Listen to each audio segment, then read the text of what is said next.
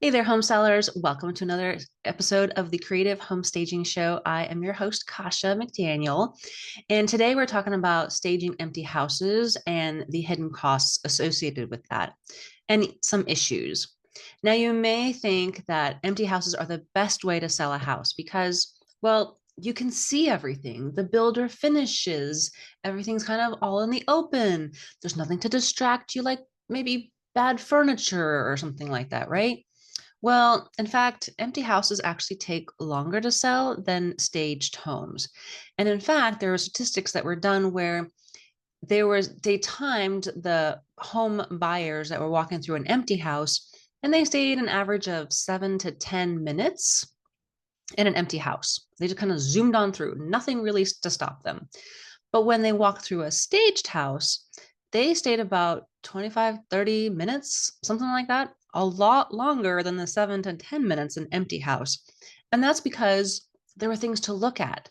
The furniture was arranged properly. It was put, the colors were used. Everything was kind of helping the homeowners or home buyers imagine themselves living in the home, right? Now, I understand some owners may feel that it's best to just pack up all their stuff, have the movers pack up all their furniture, their things, maybe because they have little kids or they have pets and they just don't want to deal with picking up after them. I understand. I get that. But let me share with you some stories, houses that I have staged, accessories that I had to get for them, and some of the issues and the hidden costs associated with staging an empty house. So let me make this a little bit smaller here. For those of you listening on the podcast, I have a little slideshow here with issues about furniture rental companies. And these are just some things that I've run into on behalf of the homeowner when we're trying to sell their house and stage it. Now, a lot of the times, depending on the city that you live in, if it's a big city or a little city, you may be limited to the number of rental companies that are available in your area. In my area, North Carolina, there was one, two, but they weren't the greatest type of furniture. They weren't really nice. They were kind of like low end furniture. And you don't want to put low end furniture in a high end home and vice versa. Some of them require a minimum of 2 months for rental furniture. So even though you may sell your house in the first couple of weeks, you still have to pay for that rental furniture for the 2 months that you signed the contract lease for. Yeah, right. So regardless, that may be an issue for you because you may think, well, we're done. We have the house sold. We're under contract. We're good to go. Yeah, no, you still got to pay 2 months.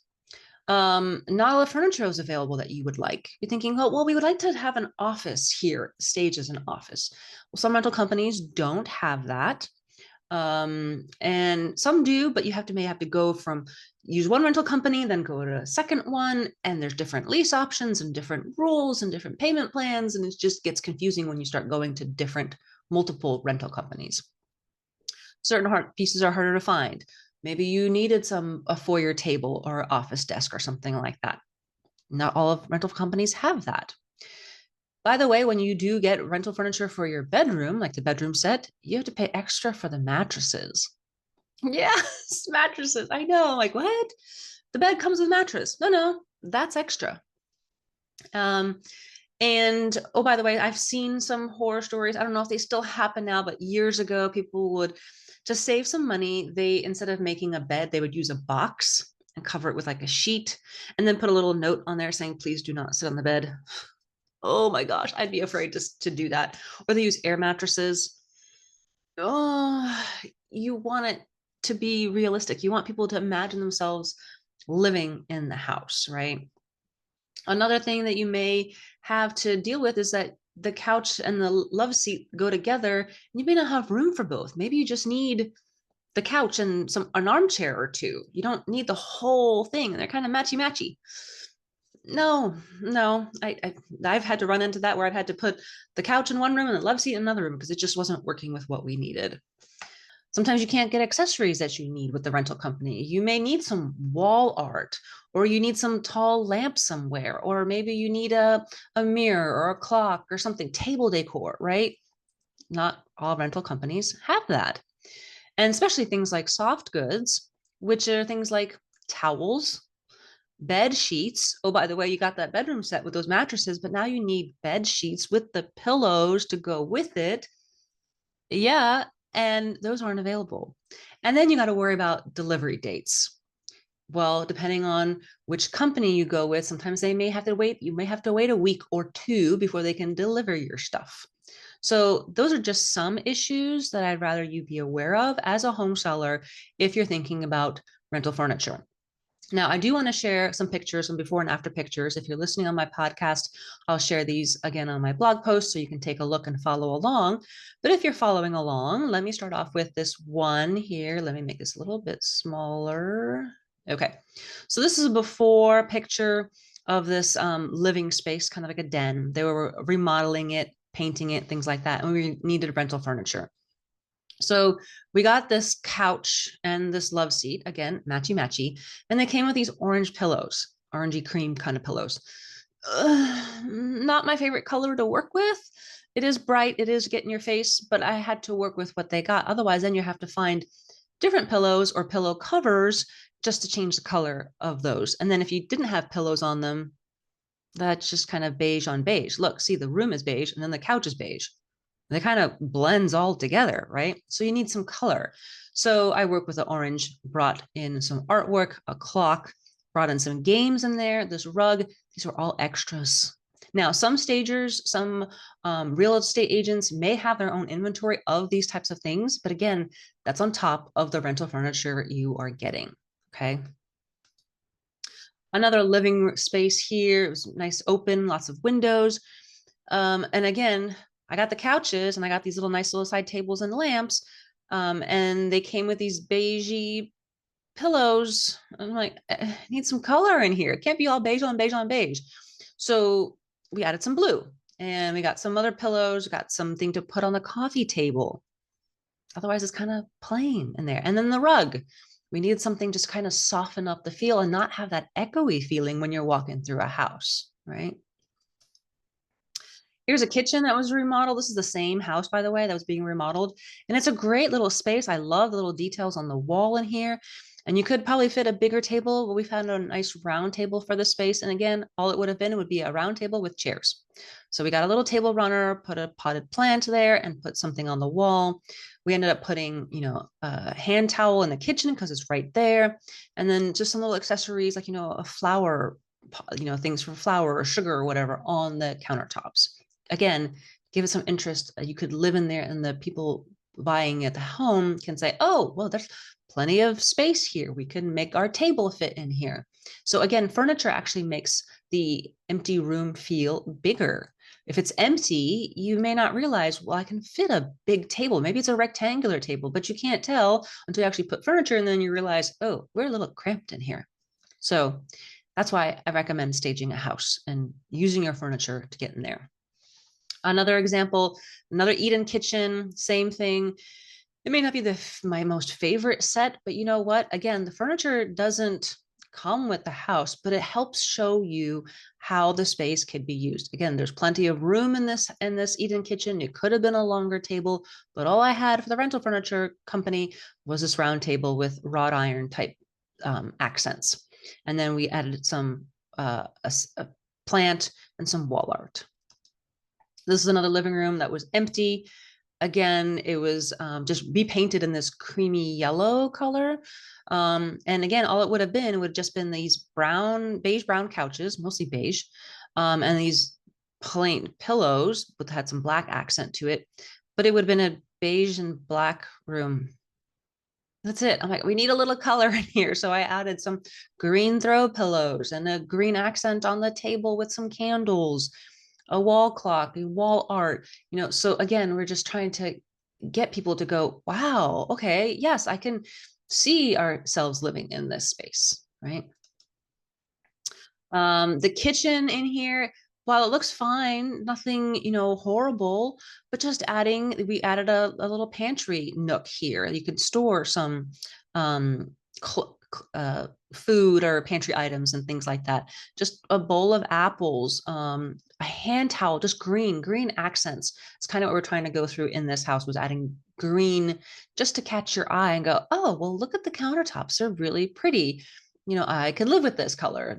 This is fantastic space. It has beautiful pendant lights, so it makes you stop and take a look at the space versus just kind of going, it's a kitchen. Kind of like, oh, there's green. Oh, that's so pretty. Oh, and you kind of walk around and you're walking through the house versus an empty one, right? This is a different house where, again, you had a living space and you're kind of looking at the empty room going, well, do I put something in here? Can I fit a big, huge couch or a sectional in here? And again, sometimes you can't tell with an empty space until you're looking at it. And in here, we ended up a full-size couch, some chairs. You could have put bigger chairs, but this is what I had. And again, we added more color and we added yellow because it was the springtime. So we're adding some yellow and green highlights into the room here. A basket, again, an accessory that you can't get from a rental company. Some candles on the mantle, artwork, just little things that just kind of add to the space and make it more cozy and functional for the empty house, right? And this had the dining room, the picture, I didn't take the greatest one here because you can't really tell how big it is. But once you put a table in here, you can see that, oh, wow, there's a table here. Okay, great. But then add something to it. Don't just do the table and chairs. Here's some artwork. Here's a nice yellow plant. We got a nice rug to go underneath there. Voila, you've got a dining room that looks nice and fancy.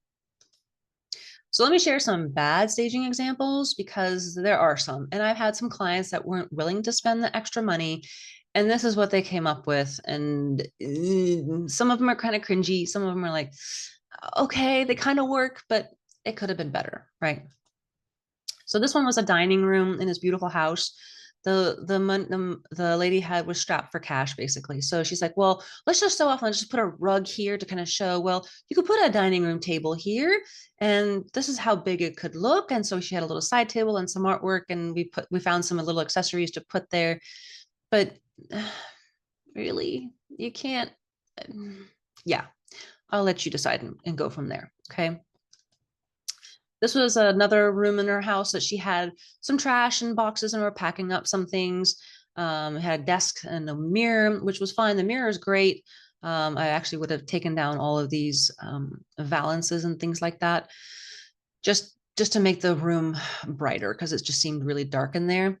But there's no couch in here. There's just a table that she moved and found this little bookshelf that she had in there. And at least the artwork stayed and she had a little pot. But really, it would have been nice to have some wingback chairs or some kind of or a couch, one couch with a little coffee table because there's a fireplace right here. You just can't see on the left side of the picture. It's there, but you can't see it. This is another room that she basically ended up getting just some chairs that she found at the thrift store, which is perfectly fine. You can really do that too if you wanted to buy something. But again, you're limited on what the thrift store has, what you can grab, how much money you want to spend. And she ended up just, finding this little iron table from another room, put it in there. And so it kind of works. It shows off the space that you can fit something here. And yeah, it almost might be better just left empty at this point, right? But there's still some things here. So you know what I mean, right?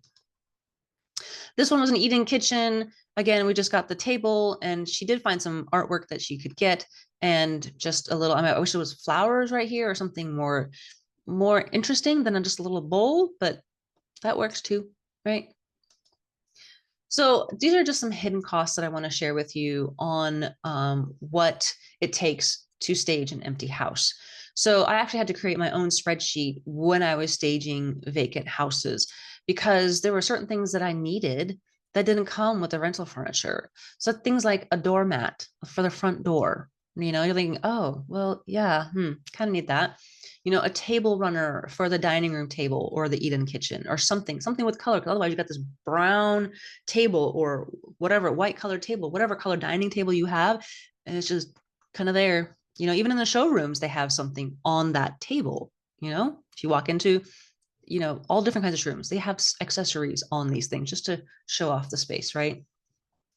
Flowers or plants, wall art for the main rooms in the house, throw blankets, candles and table decor just for a coffee table or a mantle or the side table, nightstand, right? the queen, if you have a queen bed in the bedroom and a twin bed in the another room, you're going to need the bed and the bags. You're going to need some kind of bedding for those rooms to make them. Otherwise, it's just a mattress and furniture, and it doesn't show the space as it can, have the buyers kind of, again, imagine themselves living in there.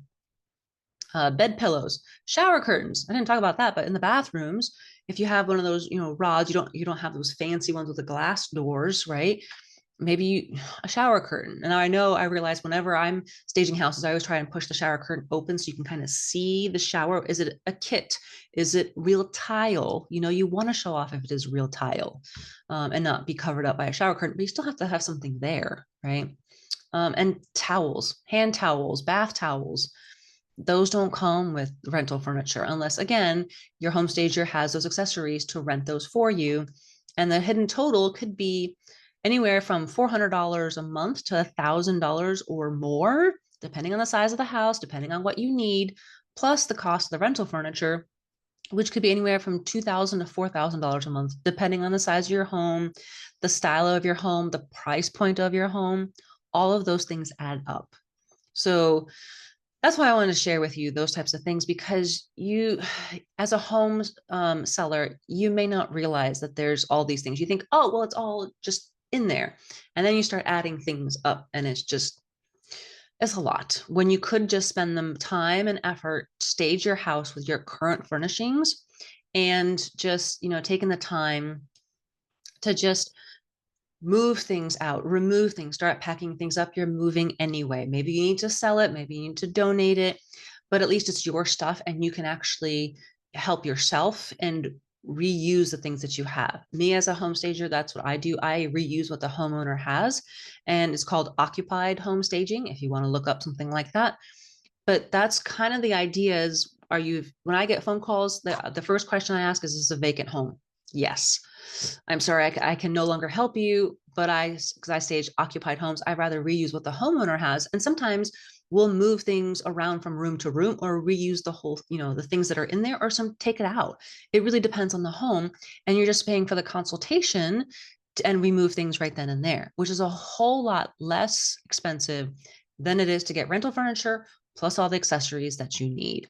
So I hope this has given you something to think about as far as your budget, your timeline, your issues that you may run into, and concerns that you may have. So I hope this has given you a better understanding of, well, we're just going to get rental furniture. Let's think that through a little bit. It may work out for you. It may be exactly what you need. It may make your life a whole lot easier, but not always. So I hope you guys have a fantastic week, and we'll talk to you later.